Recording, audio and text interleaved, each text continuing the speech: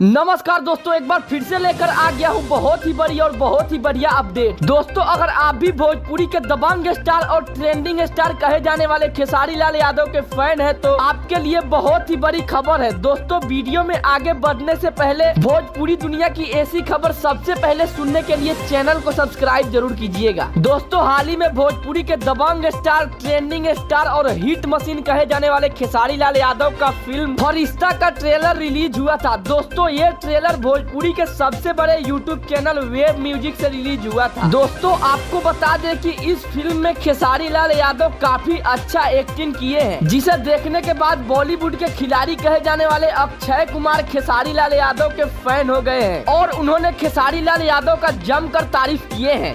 मैंने जब ये फिल्म देखी, अगर आप जब देखोगे ना ये फिल्म को, आपको लगेगा कि तो हमारी औकात नहीं, हमारे कुछ भी नहीं है। तो दोस्तों, वीडियो में दिया गया जानकारी आपको अच्छा लगा हो तो वीडियो को दिल से लाइक करके चैनल को सब्सक्राइब जरूर कीजिएगा।